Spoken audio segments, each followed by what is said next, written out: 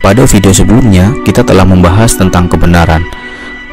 Sebelum lanjut, saya ingin mengingatkan buat kalian yang belum menonton video sebelumnya tentang kebenaran, sebaiknya sobat listener tonton terlebih dahulu, karena kita sudah mengupas tuntas tentang kebenaran.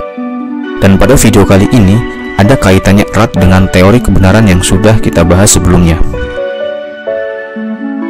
Pada pembahasan tentang kebenaran, kita coba mengambil contoh teori kebenaran yang paling tua, yaitu teori kebenaran korespondensi. Dalam teori korespondensi, kita mencocokkan antara pengetahuan, dalam hal ini adalah pikiran, dengan realitas atau yang sering kita sebut sebagai kenyataan. Nah, apakah realitas itu sendiri? Jangan kemana-mana, pada video kali ini kita akan membahas tentang apa itu realitas dan bagaimana cara membaca realitas. Berabad-abad yang lalu, bahkan ribuan tahun lamanya, manusia berusaha mencari tahu hakikat dari dunia ini, hakikat dari alam semesta ini. Apa sih yang mendasari alam semesta ini? Apa sih sebenarnya yang menyusun alam semesta ini? Kalau kita cari di Wikipedia atau kamus, kita akan mendapatkan bahwa realitas adalah sesuatu yang benar-benar ada dan nyata. Nyata di sini berarti sesuatu tersebut bisa dipersepsi oleh panca indera manusia, bisa dilihat, bisa didengar, diraba, dihirup, dan dirasakan oleh panca indera manusia. Dalam filsafat ada banyak aliran yang membahas tentang realitas. Nah, kali ini kita akan membahas dua aliran dalam filsafat yang akan membantu kita dalam membaca realitas, yaitu aliran materialisme dan aliran idealisme. Nah, kita akan membahas dua aliran filsafat ini dalam satu video. Mudah-mudahan kita bisa mempersingkat durasinya dan memahami dari maksudnya. Ketika kita membahas materialisme dalam filsafat, ini bukanlah materialisme yang biasa kita dengar sehari-hari. Materialisme yang sering kita dengar biasanya berkaitan dengan harta, kekayaan, atau sesuatu yang bisa menaikkan status sosial kita. Melainkan materialisme di sini adalah salah satu aliran filsafat yang menganggap bahwa dasar dari realitas kita adalah materi. Hakikat dari alam semesta ini adalah materi. Materilah zat penyusun alam semesta ini. Sehingga kenyataan yang sering kita alami merupakan sesuatu yang berkaitan dengan materi. Fenomena-fenomena yang terjadi di alam semesta ini tidak lain merupakan interaksi antara satu materi dengan materi yang lainnya. Materialisme tidak mengakui entitas-entitas non-material seperti Tuhan, malaikat, setan, ruh, dan lain sebagainya. Realitas satu-satunya hanyalah materi, dan segala sesuatu merupakan manifestasi dari aktivitas materi, dan aktivitasnya bersifat abadi. Maksudnya adalah interaksi-interaksi antar materi terkadang akan menghasilkan sesuatu yang kita sebut sebagai energi, dan energi memiliki sifat kekal.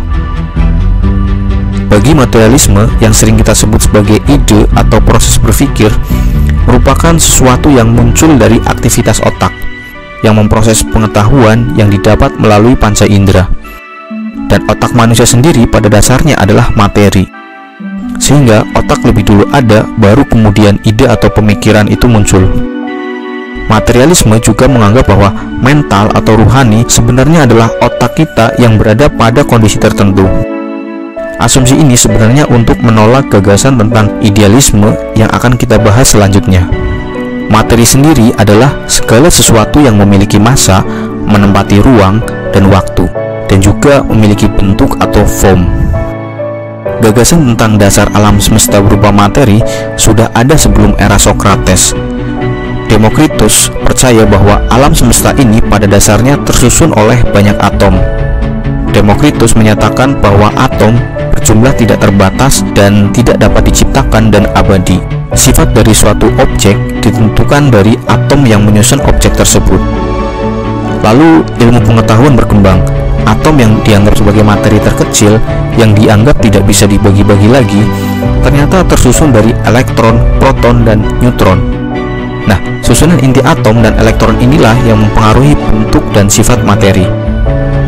Kemudian saintis mengelompokkan sifat dan bentuk atom ke dalam sebuah tabel yang kita kenal dengan tabel periodik. Dari sinilah sains dan ilmu pengetahuan berkembang pesat. Umat manusia mulai melakukan berbagai macam percobaan, lalu melahirkan teknologi-teknologi yang mempermudah pekerjaan. Bahkan dengan sains, manusia bisa pergi ke bulan. Mungkin berikutnya adalah Mars. Disadari atau tidak, pemahaman tentang materialisme telah menjadi bagian dari sendi-sendi kehidupan manusia. Materialisme telah mengubah cara pandang manusia terhadap realitas. Inilah realitas yang sebenarnya, bisa diakses oleh panca indera kita, realitas di mana kita hidup. Inilah cara pandang materialisme dalam membaca realitas. Jika kamu sependapat dengan pemahaman materialisme, coba tuliskan pendapatmu di kolom komentar. Setelah kita memasuki alam materialisme, kita akan coba masuk ke alam idealisme yang punya sudut pandang berbeda dalam membaca realitas. Bahkan bisa dibilang idealisme ini adalah kebalikan dari materialisme. Jika di materialisme dasar realitas adalah materi, idealisme menganggap materi hanyalah manifestasi dari ide. Idelah yang ada terlebih dahulu ketimbang materi. Yang esensi dari suatu benda adalah ide tentang benda itu sendiri. Atau kalau makhluk hidup, ruhani lebih esensi dari fisiknya. Idealisme berasal dari bahasa Yunani, idealismos yang berarti idea, yaitu sesuatu yang hadir dalam jiwa. Idealisme lebih menekankan pentingnya keunggulan roh dan pikiran daripada hal-hal yang bersifat kebendaan atau material. Idealisme beranggapan bahwa manusia sebenarnya adalah makhluk spiritual. Itu terlihat ketika fisik ditinggalkan oleh roh, maka bentuk materinya akan hancur, namun ruhnya akan tetap hidup sampai kapanpun. Untuk itu, jiwa sebenarnya lebih penting daripada materi. Plato yang merupakan seorang filsuf di era klasik menganggap bahwa ada sebuah dunia yang penuh dengan kesempurnaan. Di sanalah segala sesuatu itu ada, puncak dari segala keindahan. Di sanalah kehidupan akan selalu tetap ada atau abadi. Dan dari sanalah sebenarnya kita itu berasal. Apa yang kita lihat sebagai sebuah materi atau benda tidak lain hanyalah perwujudan dari sebuah ide yang berasal dari dunia idea yang sempurna. Maksudnya begini, sebelum orang membuat sebuah kursi, ide tentang kursi sudah ada sebelum kursi itu dibuat. Apa yang kita lihat sebagai kursi tidak lain hanyalah manifestasi dari kursi yang ada di dunia idea yang sempurna. Kursi yang kita lihat hanyalah kopian dari kursi yang ada di alam ide. Plato menganalogikan cara kita melihat dunia saat ini seperti tawanan yang diikat dalam gua. Seumur hidup para tawanan hanya bisa melihat bayangan benda dari dinding dalam gua. Padahal sebenarnya yang dilihatnya hanyalah sebuah ilusi saja, hanyalah sebuah bayangan. Ada dunia yang lebih nyata daripada bayangan di dinding gua tersebut. Namun kebanyakan dari tawanan menolak bahkan marah ketika ditunjukkan tentang realitas yang sebenarnya, sehingga seumur hidup para tawanan hanya bisa melihat bayangan saja. Padahal ada dunia yang lebih sempurna daripada realitas saat ini yang sebenarnya hanyalah ilusi semata. Dunia materi merupakan dunia yang penuh dengan ketidakpastian, dunia yang selalu berubah-ubah dan sifatnya sementara. Sedangkan dunia idealisme sifatnya tetap dan tidak berubah-ubah, kekal dan abadi. Dan manusia selalu menginginkan sesuatu yang tetap atau tidak berubah, tahan lama atau abadi dan juga sempurna. Semua itu tidak bisa kita dapatkan di dunia materi. Bisa kita rasakan ketika kita mengejar sesuatu yang sifatnya materi, rasanya akan sangat melelahkan dan seperti tanpa ujung. Karena yang kita kejar akan selalu berubah-ubah. Sesuatu yang cantik akan berubah menjadi tua dan layu. Sesuatu yang baru akan berubah menjadi tua dan rusak. Apa yang kita miliki suatu saat akan menghilang. Dunia materi penuh dengan ketidakpastian. Dari sinilah kita bisa sedikit refleksi diri. Ketika kita merasa lelah dengan dunia kita saat ini, cobalah renungkan kembali, benarkah sesuatu yang sedang kita kejar saat ini benar-benar sesuatu yang kita cari, ataukah sebenarnya yang kita kejar saat ini hanyalah ilusi semata? Pahamilah realitasmu, maka kamu akan menemukan yang kamu cari. Sedikit ilmu dalam penggalan video ini mungkin bisa membantumu dalam membaca realitas. Nah, ada dua cara yang bisa dilakukan dalam memahami realitas, yaitu materialisme yang melihat realitas dari sudut pandang materi, atau idealisme yang melihat realitas yang sebenarnya adalah dunia ide atau dunia roh. Tapi tunggu dulu, karena pembahasan tentang realitas belum cukup sampai di sini. Karena ternyata ilmu pengetahuan sudah bergerak jauh dalam mengungkap realitas. Sehingga kita akan melihat realitas dari materialisme dan idealisme ini dari sudut pandang sains modern. Mari kita sebut saja realitas materialisme adalah materi dan realitas idealisme adalah jiwa atau rohani. Di tataran materi, kita punya rumus E sama dengan mc kuadrat yang ditemukan oleh Albert Einstein, di mana energi ternyata setara dengan jumlah massa yang dikalikan dengan kuadrat konstanta cahaya. Konstanta cahaya memiliki nilai 300.000 km per detik. Itu adalah kecepatan yang ditempuh oleh cahaya dalam ruang hampa. Sehingga dari sini bisa kita pahami bahwa apa yang kita lihat di tataran materi hanyalah energi yang berubah dari satu bentuk ke bentuk yang lain. Dari rumus energi Einstein kita mengetahui adanya relasi antara materi dengan cahaya. Massa bisa berubah menjadi energi ataupun cahaya, begitu juga sebaliknya. Manusia yang merupakan materi adalah cahaya atau energi yang memadat. Satu keping koin bisa menghasilkan energi yang bisa menghidupkan listrik kota New York selama 2 tahun. Seandainya koin tersebut bisa diubah menjadi energi yang sempurna. Sebuah rumus yang menakjubkan dari Einstein. Seperti quote dari Albert Einstein, "Everything is energy. And that's all there is to it. Match the frequency of the reality you want, and you cannot help but get that reality. It can be no other way." Yang artinya, segalanya adalah energi, dan hanya itu yang ada di sana. Samakan frekuensi kenyataan yang Anda inginkan, dan Anda pasti akan mendapatkan realitas tersebut. Tidak ada cara yang lain. Einstein ingin menyampaikan dalam quotes-nya bahwa realitas sesungguhnya diciptakan oleh pikiran kita sendiri. Einstein memahami bahwa semua manusia dan alam semesta pada dasarnya adalah sama, yaitu terbentuk dari energi. Jadi, jika kamu ingin menciptakan realitas, kamu hanya perlu mengaturnya pada frekuensi tertentu, maka realitas akan tercipta. Karena setiap benda memancarkan energi yang memiliki tingkatan berbeda. Untuk lebih paham, pelajarilah teori relativitas Einstein agar kamu lebih bisa memahami realitas di tataran materi. Karena kita hanya perlu mengutak-atik antara energi, massa, dan cahaya.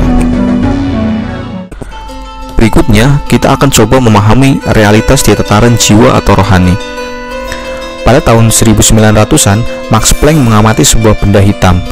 Ia menemukan bahwa radiasi yang dipancarkan oleh benda tersebut ternyata berbentuk diskrit atau paket-paket kecil yang terputus-putus, bukan dalam bentuk pancaran molar. Paket-paket kecil ini diberi nama kuanta atau kuantum, dan hukum ini menjadi dasar teori kuantum. Dari sinilah cabang ilmu fisika modern muncul yang disebut sebagai fisika kuantum.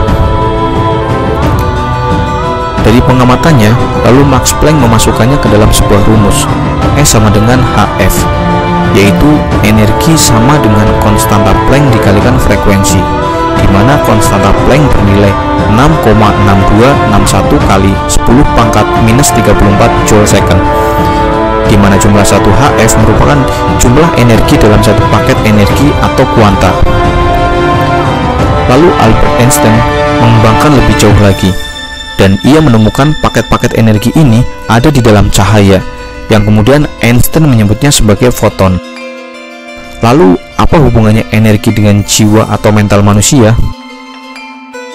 Saat kita belajar medan elektromagnetik, kita tahu bahwa otak kita memancarkan sinyal frekuensi elektrik ketika otak kita sedang bekerja, juga dengan jantung kita yang memancarkan sinyal frekuensi magnetik melalui perasaan kita. Saat keduanya sinkron, maka tubuh kita akan menghasilkan frekuensi yang semakin tinggi. Nah, pada gambar tersebut, mungkin kita bisa memberi sedikit gambaran tentang perubahan sinyal frekuensi dari kondisi terlemah hingga kondisi paling tinggi. Pada pancaran gelombang paling lemah, terlihat pada gambar paling bawah, yang merupakan pada kondisi materi. Pada kondisi materi, kita adalah seseorang, suatu benda yang menempati dimensi ruang dan waktu. Di gambar sebelah kiri, menunjukkan kondisi perubahan dari materi ke bentuk cahaya. kemudian hingga sampai ke tingkat kesadaran otak paling tinggi.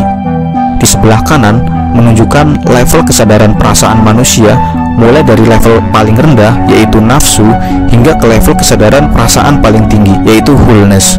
Pada kondisi kecepatan cahaya, kita bukanlah apa-apa, kita bukanlah siapa-siapa, kita tidak bermassa dan tidak menempati ruang dan waktu. Pada keadaan puncak, kita akan merasakan bahwa diri kita dan alam semesta menyatu menjadi satu kesatuan bersama dengan sumber segala energi tak terbatas, sumber dari segala cahaya.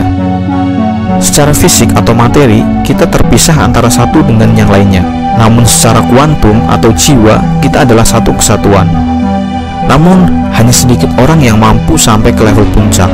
Kebanyakan manusia terjebak di level materi dan level kesadaran perasaan paling rendah, yaitu nafsu.